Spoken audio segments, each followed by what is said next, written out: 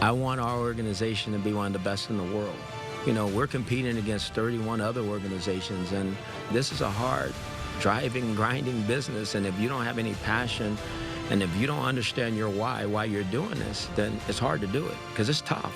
We do this for one thing, and I've said it when I was hired, to win.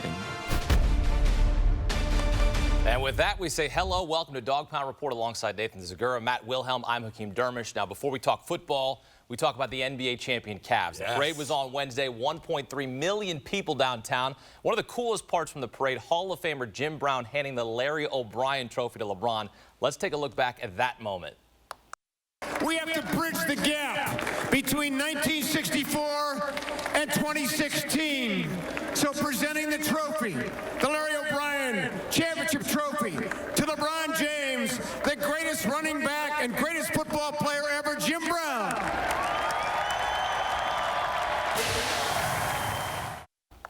Nathan, start with you. You were at the parade. What was that moment like? That was unbelievable. And, you know, we talked about it on the radio show this week. What other city could maybe have a passing of the torch of that magnitude? Yeah. The best football player ever, and then one of the top basketball players ever. And I came up with Bill Russell to Tom Brady, but I know they'd won titles in between, so I threw it out. So I said, Cleveland wins. Just an unbelievable moment. That parade, one of the most fun days I've had in the city of Cleveland. Just absolute bedlam. Everybody happy, high five, and champions of the world. Let's go. It was a great day. Yeah, I even saw you, Hakeem. You even saw me. That's right. We high five. Yeah, we did. Yeah, we did. And I enjoyed a different perspective being at home, watching it, and I just loved the aerial views. Anytime any station, Channel 5 included, had the opportunity to show the aerial view, it made me very proud that the turnout was in numbers to be so strong. And I love the fact that the parade should have been an hour, hour and a half, but the players truly embraced the 4-hour parade, getting out of the cars, you know, when it was hot, high-fiving the fans. It was just so much more intimate, I believe, than any parade I've seen in any other city. And it was intimate because there weren't any barricades, so people were just engulfing the cars and the parade floats. And it was cool, too, from the Browns' perspective. You saw Ernest Biner, Bernie Kosar, and, of course, Jim Brown there. And the fans just swarmed their cars. And it was just a really surreal moment to see them, these legends in Cleveland, now celebrate the Cavs. It's just a cool moment to really be a part of. It was phenomenal. And Bernie was on the float with MGK, which is when you think MGK, you obviously think Bernie Kosar. And so MGK is up there rapping, hanging from one of the streetlights, and Bernie's up there waving. I'm like, this is... You got to have it. It's unbelievable. Yeah. Just a great, great surreal moment. And I love, too, in LeBron's speech, and I know people took issue with the language, get over it. But the fact that I felt like you were just at home with LeBron, and that's how he really would have been talking. Yeah, you're in the locker room. Yeah, and that was a real look at him. For somebody who's so polished, to get that kind of real look and the jubilation, it was unbelievable. Yeah, it was unfiltered. All right, when the Browns won the NFL championship in 1964, there was no parade, but perhaps one day we'll have one for the Browns. Make it so. Meantime, training camp opens up in about a month, and let's talk about some of the free agents the team has brought in this offseason. RG3, Demario Davis among the notable. Who stood out to you, Matt? I would have to say...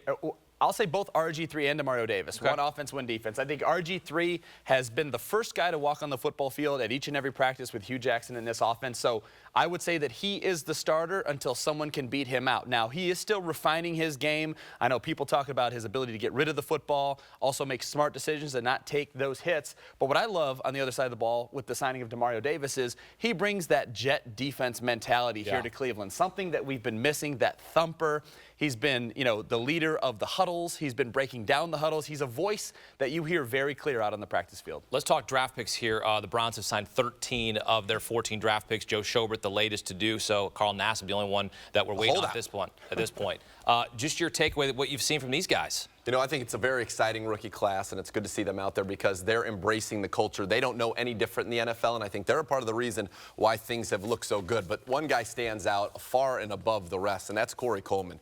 He has come in and is immediately the best receiver on the field, and at times you think this guy could be the best player on the field for the Cleveland Browns. And at the end of the minicamp, when it wound down, when there was a third down play, they did some real situations, moved the ball. They went to Corey Coleman every single time he got open, caught the ball. He's been impressive. And then Hollywood Higgins, so smooth with those hands. And again, I love this city in the 15 draft and the 14 draft was wide receiver, playmaker. Well, we finally have our playmaker, a guy that played very well at Baylor, scored a lot of touchdowns, and you can see the excitement in Hugh Jackson's face when we got him, we drafted him. It was, we need to score the football, and I think Corey Coleman will allow us to do that. Training camp kicks off Friday, July 29th, and Hugh Jackson has made it clear camp is going to be tough, and it should be. Here's Jackson getting ready for his first training camp as Browns head coach. You got to teach your team how to play football. And that being said, it's also about being smart. We got to be smart because we don't want to get any guys injured. We're not trying to do that. But I don't know any other way to get better at playing football other than playing football the way you truly play football. And I think I've broached that with our players. I think they understand it, and I think they're accepting of it because, again, at the same time, they understand it's what it's going to take to get us to where we need to be. We saw a few years back Hugh Jackson in Hard Knocks. So we saw a little taste of what perhaps training camp will be like. What do you think training camp is going to be like under Hugh Jackson here in Cleveland? I think training camp, at least for the padded practice, is probably going to be like a training camp practice that I'm used to. An old CBA practice where you're going to be out on the field 2.5, 3 hours. There's going to be the 9-on-7. It's not going to be patty cake. You're going to hear the pads collide, which I think is something that's evaded training camp in Berea for the past few years. I can't wait for this. And I tell everybody, come out to training camp. Yeah. You're going to love what you see. Because I remember being at training camp last year, and there were so many days off, and there weren't a lot of padded sessions. And you didn't really get a sense that this team was building to play football. I know you were unhappy. I remember there was a second-year undrafted free agent who was given a Veterans Day off. And you're like, what in the world is going on? And I watched Hard Knocks last year with the Houston Texans. And I'm like, I didn't see one practice like what Bill O'Brien is doing with the Texans down there. So this year, we're going to see that. And I like what he said. The only way to get better playing football is playing football, and we're going to see that in training camp. Orange-Brown scrimmage in August at the Shoe in Columbus, the Orange and Brown scrimmage. What's that going to be like for the young guys playing in front of all these fans? Because you know that place is going to be packed. Yeah, well, first and foremost, I mean, for a creature of habit, the opportunity to get out of Berea and go somewhere else and make it feel different, it will set the stage for these young players, as you mentioned, to really rise up and show 70,000 faithful Browns fan who's traveled both in and around the Columbus area and all the way down from Cleveland to Columbus to show them what they can do. Because at that point, a lot of their playbook is in. You can really go out and make plays and stop the thinking and just go do. And I think that's what's going to be very refreshing in a new setting to allow them what it's going to feel like in front of a lot of people performing on a big stage. Yeah, it's like actually playing football. You're in a stadium, and I think it's a great opportunity for these guys. A lot of them were in the Big Ten, so they've been in the Shoe before, but it's really more the environment, and it's a little real. I remember last year, Josh Lenz caught that touchdown. Lenz mania was running wild, so it's a fun time. The fans get into it, and I think the players do too. All right, the Browns will practice against the Buccaneers during training camp, and that'll happen in Florida before the two teams match up in the third preseason game on August 26th. Here's Hugh Jackson on practicing against the Bucs. And I think it's another opportunity to evaluate our team, in a different setting, away from here. And again, teach our guys how to go on the road and prepare and be focused, but also, understand that we're still in an evaluation mode as we start to put our team totally together. And it's always great to compete against somebody else, other than a guy you compete against each and every day. So it gives us another opportunity to see a different team, a different colored jersey, a different defensive scheme, a different offensive scheme, and to prepare and also teach these men how to go on the road and focus and get ready to do what we need to do, because we're going to be on the road early, in this season. So it's an opportunity for me. I see it as another teaching moment for our football team. Yeah, 5 of their first 7 games are on the road. You're going to hear we want to see guys in other uniforms. We should have a counter for how many times we hear that in training camp here. Just what does this provide matching up with another team in training camp like the Buccaneers? I think, again, after the Orange and Brown scrimmage, it's a litmus test at that point to, again, go against someone in a different uniform, see how your guys travel. You can gauge the maturity of your team and how ready they are for the regular season to actually start. And I think, furthermore, you've got another hungry football organization really wanting to take that next step in the Tampa Bay Buccaneers. So you're going to get their best effort along with the Cleveland Browns and Hugh Jackson really want to take their big step towards winning and contending in their division. For me last year, you really didn't have a sense of where this team was until we went up to Buffalo. And a guy like Terrell Pryor looked so good in practice, and then you watch them when these guys don't want to see Terrell Pryor succeed, and he really struggled, and it kind of was an eye-opener. You knew where Justin Gilbert was or was not. And they kind of beat the Browns up that first day, and I said, oh, man, we're in a little bit of trouble. So I think this year, the way training camps go, I think they'll be better prepared for that. But as you said, the litmus test, where are we actually in the NFL? Yeah, it's going to be interesting to see what Jameis Winston does, huh? Yes, Jameis. All right, still ahead on Dawg Pound Report. We'll take a look at one of the Browns' upcoming opponents this season. We'll hear from an insider about the New York Giants, and we reflect on the big takeaway from the Browns' offseason. That's next on Dawg Pound Report.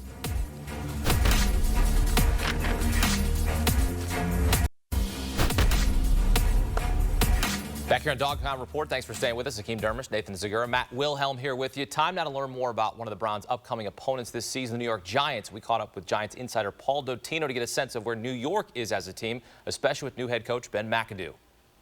There's really been a very smooth transition from Coach Tom Coughlin to McAdoo. But we have seen a few things at practice already change. McAdoo named some drills after Giants legends to try to give some connection and responsibility to these young guys to the Giants' heritage. There's the SNE, which is an offensive lineman's blocking drill, because he was just a bona fide powerhouse of a blocker who went to 4 Pro Bowls as an offensive lineman here, and of course a 2-time Super Bowl champion. And then there's the drill known as the LT, which of course is a tackling technique drill. I don't think I need to explain that one at all.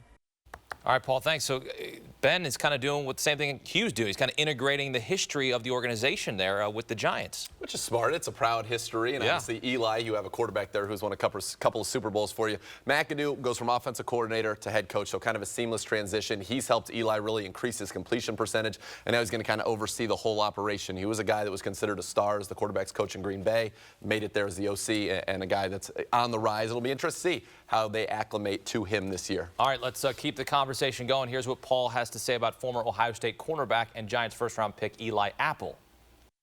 They love his willingness to accept criticism and to listen and to not make the same mistake twice. So far, they've had mixed results with him, and when he's gone into the slot, which he barely played at Ohio State, he has had some difficulties there. Played better on the outside, but here's the key. He has played better throughout the course of the offseason program. The arrow's going up, and he continues to get better and better and better and better each and every time. That's something coaches like to see. And quite frankly, I think Eli Apple is going to be a significant part of what the Giants secondary does this season. And when he showed up at his first day of practice, who brought him to practice? His mom. How about that? She's a star. Wow. A momager, right? And it seems like a lot of Ohio State Buckeyes, I think Darren Lee included, have a momager managing, who they are and what they do, keeping them in line. But I think when you look at Eli Apple, I know a lot of people, yourself and myself included, were very surprised how high he went. Taken off the board inside the top 10 by the New York Giants. But this is a team that, has ridden Eli's back for so long that they needed to go defense. They need to stop somebody, especially in that division with Romo back and Dez back at wide receiver in Dallas. And I think Eli Apple's a guy that comes from that Urban Meyer tree with molding them into these great players, as we saw a lot of them get drafted this year. And I think the same thing's going to be said for him in the New York Giants uniform. It may be a little bit of adversity early, but eventually he's going to grow into that starting role as the season goes on. Giants went 6-10 last season. So what are the expectations for the Giants heading into this season? Right now, there's probably more optimism this spring than probably the last 3 or 4 springs that I've been around this team. They believe they have upgraded their talent across the board, and they really believe that that combination of the additions with Steve Spagnuolo will greatly enhance what was the last ranked defense last year and is going to bring them way up in the rankings. You combine that with a top 10 offense, there are a lot of people around here in that Giants locker room who believe that they are going to be a playoff team. And with all due respect, everyone's a playoff team in the NFC East, okay? Let's be honest here. Not everybody's a playoff team in the AFC North. I mean, this is a change here from the Giants and the Browns situation as far as playoff teams. But you look at the Giants, what do you expect from them? My expectations are for them to compete. I think that as we sit right now, Washington represented the NFC East in the playoffs last year, but as I mentioned, Dallas gets Romo and Dez back. They've got Ezekiel Elliott. They've got that offensive line, and they've added defensively as well. Look, Philadelphia, I think, is the only kind of basement dweller in that division right now. The Redskins coming off. Good for us, right? We'll enjoy that top 5 pick. Thank you. The Redskins, I mean, who's afraid of Kirk Cousins? Let's be honest about it. We'll see if he can do it. You like that? Yeah, you like that? You like that? I think the Cowboys and the Giants, I think it's going to be a 2-horse race in that division. They're going to put points on the board. They made all the big splashes. Olivier Vernon, you draft Apple 10th overall on the defensive side, and I think adding Sterling Shepard to that offense is going to be big. They're a very complete team because you have the suspensions with Dallas. Romo's coming back from the injury. Can he stay healthy? I think they probably are, in my mind, the favorites to win that division, but they got to go out and prove it. Browns and Giants match up Week 12 here in Cleveland. All right, got to take a quick break on Dawg Pound Report. Matt, thank you for stopping by. Appreciate it. Up next, Andrew Gribble joins the show to debate some of the biggest revelations from the Browns offseason thus far. We go deep. Stay tuned.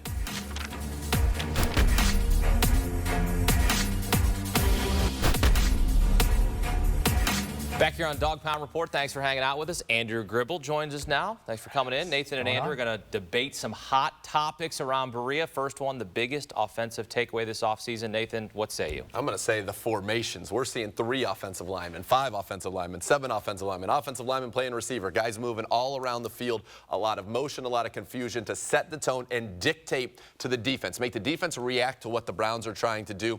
The other thing, too, is that they're using a lot of personnel groups. Receivers are lining up in the backfield, running backs are lining up out wide.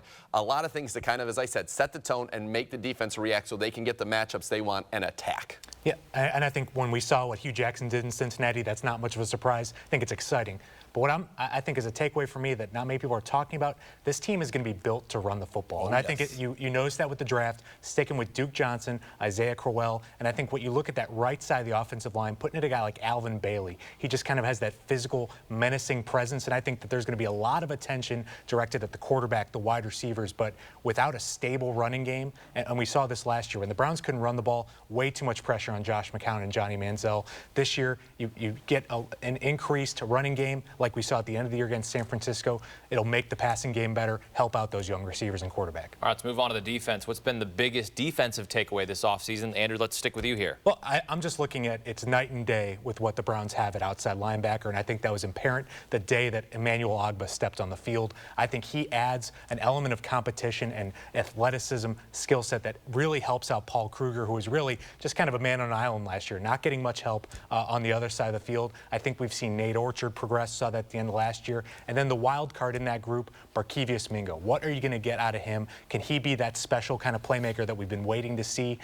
And you add in Joe Schobert and some under-the-radar guys, Cam Johnson, and guys like Jackson Jeffcoat. A lot of competition that'll get the best 4 in that group for the season.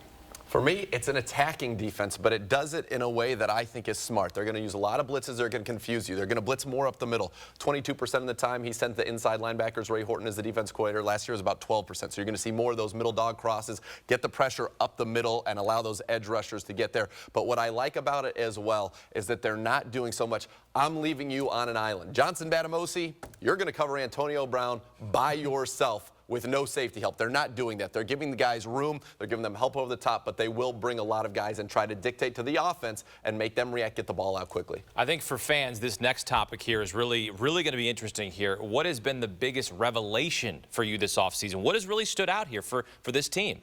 Well, since I'm going to win this one because I have support from another member of the Cleveland Browns, I'm going to say Terrell Pryor. The development that he has shown from last year to this year is astonishing. This is a guy that's come out and looks not just like a wide receiver, but like a good wide receiver. And I'm very intrigued to see what happens when the pads come on. But, Gribbs, what did Hawk say when asked about Terrell Pryor? Just 2 words, mind-blowing.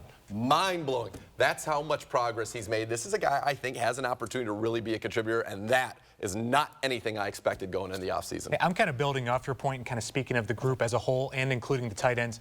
The Browns have gone all in with youth at both of those positions, maybe to a level that we didn't expect just a couple months ago. And I think it stands out with 4 drafted wide receivers. You have a veteran with Andrew Hawkins, but you let go of a guy like Brian Hartline. Travis Benjamin went away in free agency. This is a young group that could feasibly have 4 rookies on the active roster when the season starts. And then you look at tight end. You have Gary Barnidge, and then a bunch of guys who have really not seen the field much in the NFL. E.J. Bibbs was on the field for a little bit last year, had 1 catch, but not a ton of experience. He's probably your front runner right now as the number 2 tight end. So a lot of trust and a lot of belief in this talent at that position. You mentioned Gary Barnidge. Perhaps Terrell Pryor has a breakout year like Barnidge does. Right. Who thought that Gary Barnidge was going to do that a year ago? No goes. Oh, my God, with Jordan Cameron's gone. What are we going to do? Well, Gary Barnidge steps in. It was supposed to be Rob Hausler. We remember that. Didn't work out so well. But, yeah, Terrell Pryor could be that guy. Somebody is going to step up, whether it's a Higgins, a Peyton, Ricardo Lewis, opposite Corey Coleman, and I think be that guy. But you talked about E.J. Bibbs, a man dear and dear to my heart, Bibtacular. He's been phenomenal. And with Gary Barnidge having that hernia surgery,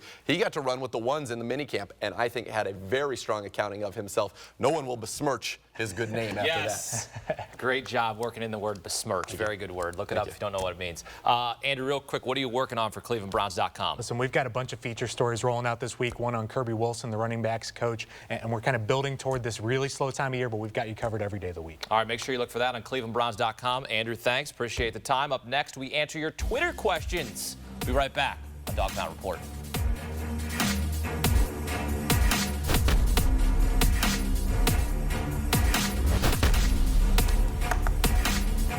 All right, back here on Dawg Pound Report, Hakeem Dermish, Nathan Zagura. We have time for one Twitter question. It comes to us from Jake in Garfield. Jake says, what veteran may not make the roster of the D linemen, Nathan? So what do we got here? All right, so we're a 3-4 defense. We're probably going to carry 6 defensive linemen. I think you can account for 5 of those 6 spots pretty easily, kind of set in stone. So you look at the defensive line, the starters, Dez Bryant, John Hughes, Danny Shelton. Dez in the last year's contract, maybe the best defensive line player we've got. Shelton, obviously, you drafted in the first round last year. And then John Hughes, you signed to an extension last year. Backing up Dez Bryant's going to be Carl Nassib. You drafted him in the 3rd round. He's going to make this football team. Xavier Cooper is going to back up John Hughes, drafted in the 3rd round last year. He's going to make this football team. So the only spot that I think is really up for grabs is who backs up Danny Shelton. You've got Jamie Meter, so not really a veteran, but somebody who's been here for a couple of years. You're going to see if he can make it. But he's got to hold off Niall Lawrence-Stample, a big man, an undrafted free agent out of the SEC. So that's really the battle I'd look for there. And then the other one who's kind of a wild card is Armani Bryant. Now, he can make the roster because he's suspended for the first 4 games. So that doesn't count against the 53, so it could come later. But he's kind of a defensive end, kind of an outside linebacker. We know outside linebackers crowded from Gribbs earlier. So he's another one that I would say is kind of on the bubble because of the off-field issues that he's had and the fact that you don't really know where he's going to play in this defense. I have a couple questions. I'm going to throw you a curveball here. Do it. Of the Browns rookies, which Browns rookie's mom would most likely drop them off to training camp? I don't know if there's anybody that's a star like Eli Apple's mom. I mean, she dominated the draft coverage, everything like that. But I'll go Corey Coleman because I know he's very close with his mom, and so I'm going to go with Corey Coleman. All right. But I don't think any of them are going to be dropped off. Probably not. It's not going to happen. The answer is probably none. Yeah. All right. Use the hashtag AskDPR. Maybe next time your question will make it on the show. That's going to do it for this edition of Dawg Pound Report. For our entire crew, I'm Hakeem Dermish. Thanks for watching. We're taking a 2-week break here on Dawg Pound Report, so we will see you just in time for training camp. Thanks for watching. Have a great Sunday. Congratulations to the Cavaliers. We're going to celebrate a title tonight on Ford Sports Sunday. We'll see you next time.